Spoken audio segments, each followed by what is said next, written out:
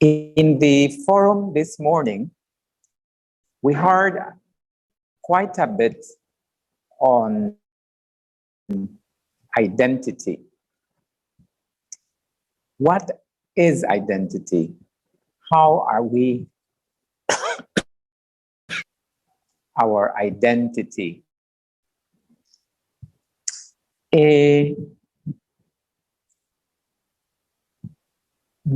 thing is that throughout history, we have every culture, every group of people has questioned their purpose. Next slide, please. A Soren Kierkegaard and finger into the soil to tell by the smell what land one is. I stick my finger into existence, it smells of nothing. Where am I? Who am I? How came I here? What is this thing called the world? What does this world mean? Who is that has lured me into this thing and now leaves me there? Then the question is, what does it mean to be a Belizean? What are we? What do we Belizeans want to be? So that's the question, no, that we should be asking as we reflect on what essentially matters. I would like to say that many years ago, this has been given much thought. And a former president of Ghana writes that the people have not mastered their independence until it has been given a national and social content and purpose that will generate their well-being and uplift. So the question is, how do we generate well-being and uplift? The answer says Inés Sanchez, a Belizean statesman who wrote many years ago on developing a true national identity and a true national consciousness. He says that we gain such a consciousness by returning to our Belizean environment. So, turn. In our alienation as a people, we need to find our way back. And Sanchez says we need to accept our environment so that we can enhance, so that we can intensify and develop consciousness, which will also generate increased self-awareness, recovery of self, and the restitution. So, via achieving a national consciousness, we gain Belizean identity and a concept of ourselves that also releases creative energy. And here, Inés Sanchez points to the importance of the Belizean history as a tool for direct the new Belizean cultural revolution. So, along these similar lines, we have Sister Barbara Flores talking about introspection, or what she calls soul searching. We have another slide. And Flores and the Catholic doctrine chose to pick the most intelligent, skilled people to learn the Spanish alphabet so that they could alphabetize their prayers into the language of the people, meaning to teach the prayers in Spanish in the language of the people. These indigenous people, the Spanish alphabet. So the Popul Vuh is one of the few texts that survived the Spanish conquest in the Spanish alphabet. It is called the Council Book because it was the text that supposedly was used as a way of consultation among the chiefs in their meetings, amongst the rulers who would gather and consult the writings in the Popul Vuh. And that's why it's also called the Book of the Maths, because they would. It is also called the light that came from beside the sea, because it seems that the book was given as a gift from the ruling family in Chichen Itza on the second pilgrimage of the Quiche people to Yucatan. So the light that came from beside the sea. We know that during the post-classic period, the lowland cities grew in splendor, and one of those cities, Chichen Itza. It's also called the place in the shadows because it foretells of events that took place in the story of the Quiche people before the first sunrise. And it is also called the dawn of life because it's a pilgrimage of the Quiche people as they sought to establish their cities in the highlands in Mesoamerica. I would like to read this part from the text.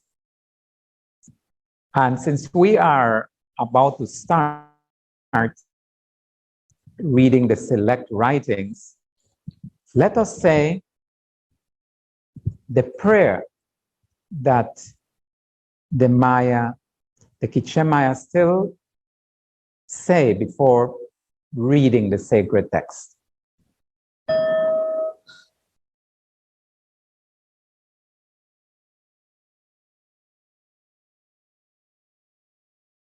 Make my guilt vanish, heart of sky, heart of earth. Do me a favor, give me strength, give me courage in my heart, in my head. Since you are my mountain and my plain, may there be no falsehood and no stain. And may this reading of the Popul Vuh come out clear as dawn, and may the sifting of ancient times be complete in my heart, in my head, and make my guilt vanish, my grandmothers, grandfathers, and however many souls of the dead there may be, may all of you together give strength to the reading I will undertake.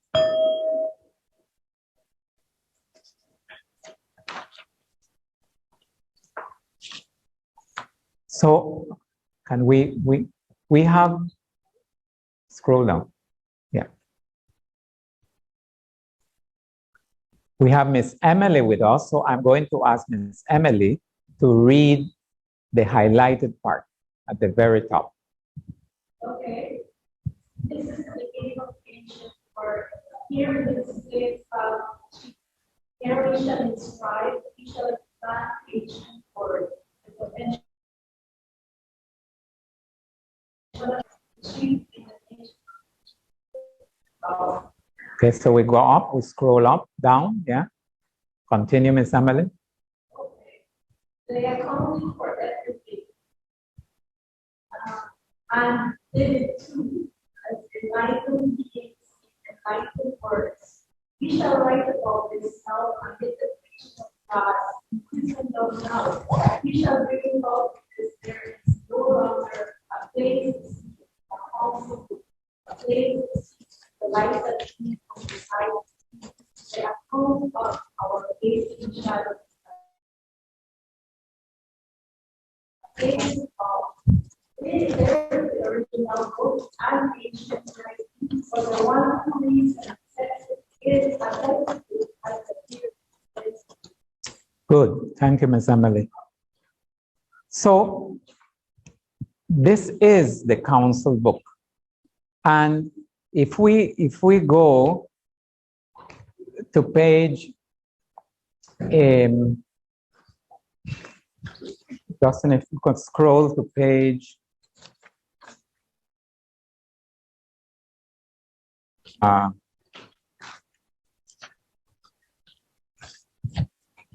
192.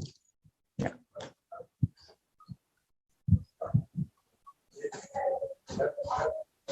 So here we have a book that speaks about a people, and a book that apparently is a source of strength. And we know that this is the alphabetized version that exists. And it seems that the person who is telling the story is telling us that it is being written in the time of Christianity, and it gives indication that the manuscript in the glyph state, the hieroglyphic manuscript, is somewhere there. And then later on in the text, it said were people of genius. Plume, Serpent, and Noble, Sweatbat were lords of genius, and Quicab and Kausima were lords of genius. They knew whether war would occur. Everything they saw was clear to them, whether there would be death or whether there would be famine or whether quarrels would occur. They knew it for certain, since there was a place to see it. There was a book. Council book was their name for it. Into the text, they were able to get this vision that would guide them how to move on. So having said that about the Popul Vuh, let us look at the story of creation. And that's on page 64, 65.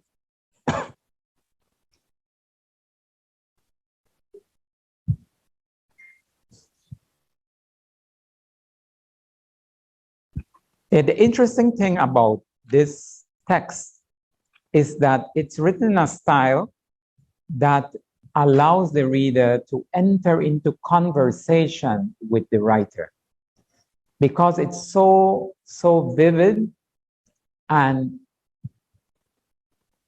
it seems that it was retold from a pictorial book, because the way it is written, it's like what is described is a photograph, is a picture, and it brings the writer to enter into the story. So listen to how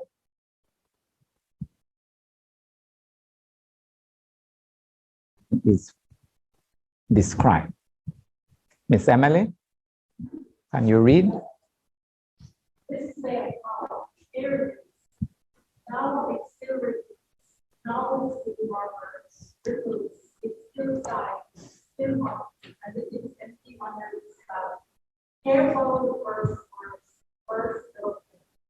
There is not yet one first, one and out, or fish, brown, tree, rough. Oh, there. The face of the earth is not there. Only the sea alone is full under all the sky. There is nothing whatever other together. It is at rest. Not a single thing stirs. It is held up, kept at rest under the sky. Whatever there is that might be is simply not there. Only the cool water,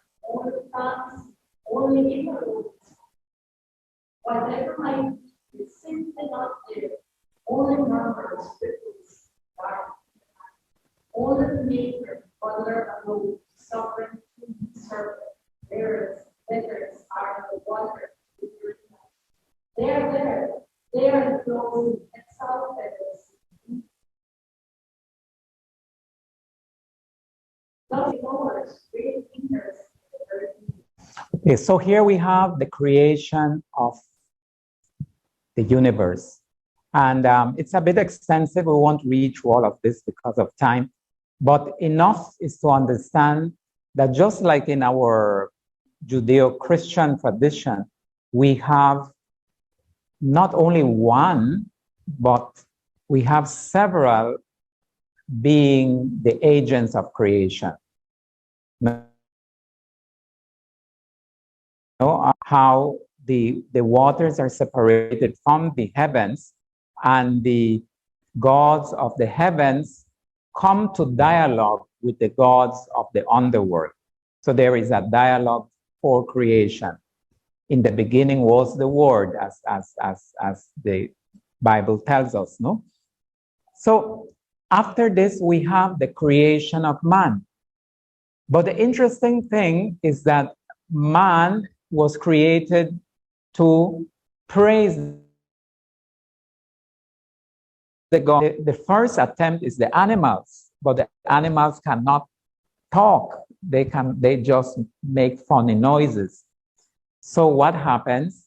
The first creatures were condemned in a way to that lower state, that animal state. And then we have the second attempt, which is the creation of man out of mud.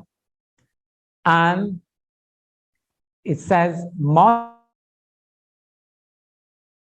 because it was made out of mud, so it would just stand up and crumble.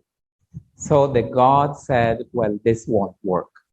Let's convene again and decide what other materials should we make human beings out of. And then they decide to make man out of wood, wooden man. And wooden man came to be so arrogant. I mean, at first he praised the gods, but then he fell into arrogance, and he wanted to die.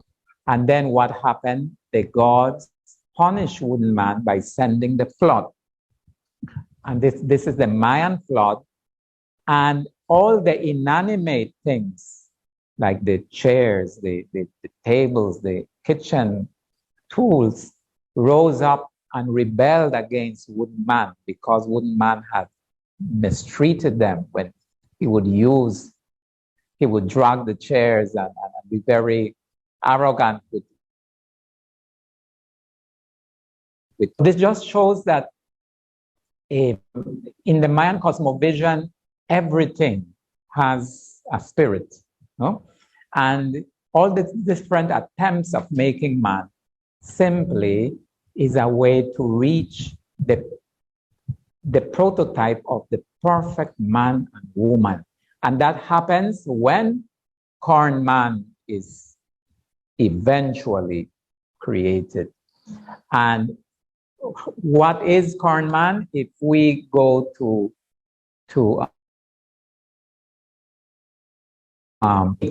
we see that corn man had a 120 vision. He was perfect in all sense of the word. And this is what makes it interesting. Because when I teach this in Belizean studies, I use it to make the students reflect. What does it mean to be the prototype of the good Belizean citizen? Do you see yourself as a mud man? Do you see yourself as, how have our leaders acted? How have we led? So,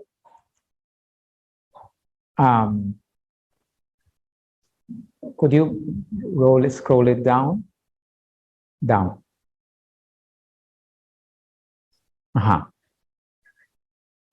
No, down. That side. That one.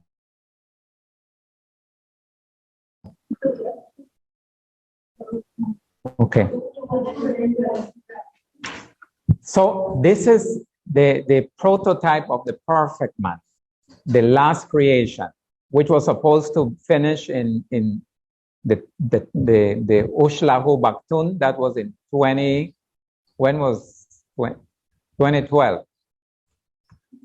It says, they walked, they worked. They were good people, handsome, with looks of the male kind. Thoughts came into existence and they gazed. Perfectly they saw. Perfectly they knew everything under the sky whenever they looked. The moment they turned around and looked around in the sky and the earth, everything was seen without any obstruction. They did not have to walk around before they could see what was under the sky. They just stayed.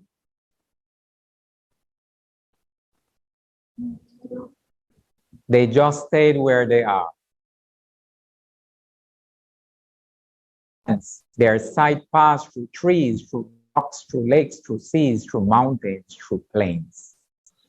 So here we have the creation of the perfect man that is exemplified in corn man. And the interesting thing is that the gods did not only do these alone, they convened the animals to help them. And the animals are the ones that lead the gods to the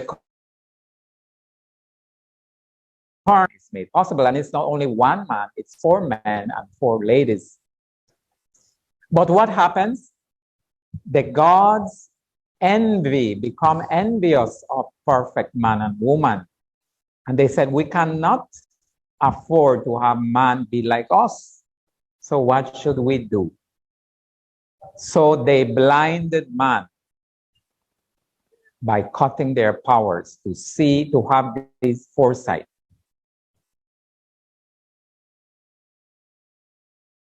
In the Popul Vuh, you really never know when the gods are the gods and when the gods become man and when man behaves like God. So it brings home this notion that in human beings there is this divine nature. And it's very much present in this cosmovision of the Mayas. And that's why they say they use the book of the mat to be able to gain back their perfect vision. Our story, that by going to our history, we'll be able to get this vision of how to behave in a more sublime way, and regain that understanding of that we are divinely created as well. So, because of time, the very end in the story, we have the hero twins. And the hero twins are a very interesting model of leadership and how the hero twins battle the lords of the underworld and win that battle to be able to transcend. So they move into the underworld playing ball with the gods of the underworld, and then they go through a series and they become the sun and the moon, the Ishbalanque and Juan Hunapu and Ishbalanque, the hero twins. So by reading this story, we can look at models of virtue that we can emulate. So it was a way of transmitting the values among the people. And we have final part of the Popul Vuh. After recounting the formation of the cosmos, the formation of man, we have the annals of the Quiche people, their descendants and their rulers. And I will leave you with this. There are 2 pilgrimages that the people undertake. to the east. The first set of man and woman created.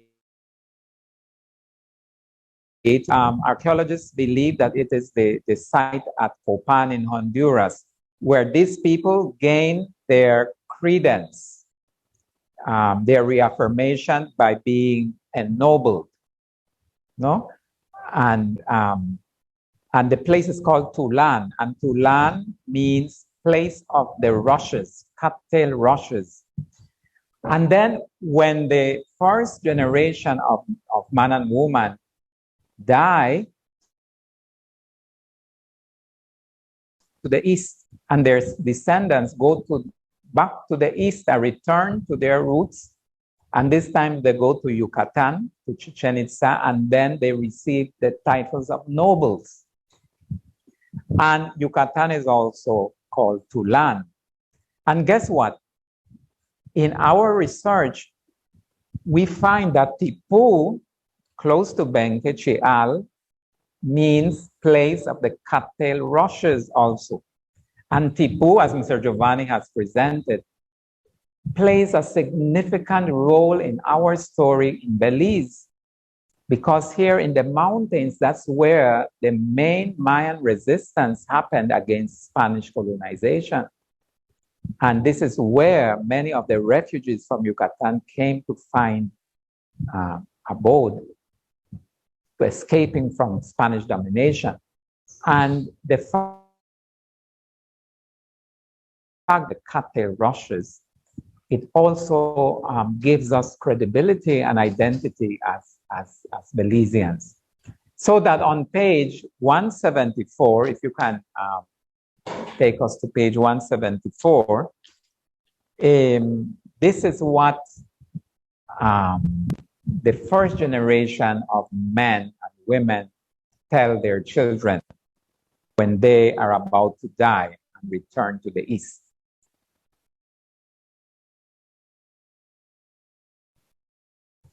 (174).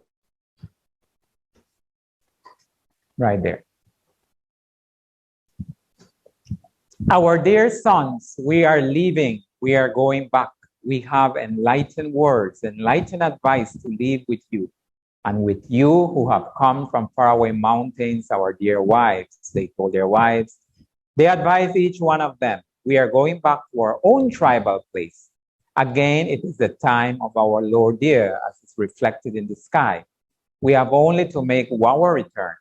Our work has been done, our day has been completed. Since you know this, neither forget us nor put us aside. You have yet to see your beginning. Let it be this way. You must go see the place where we came from, where the words were the words they spoke when they gave their advice. So what this is saying, the first creation of man is telling us, go back to your beginnings. Go back to where you started out so that you can gather a better understanding of who you are, of who we are, and where we're heading to.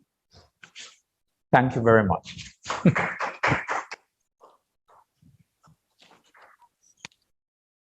Any questions?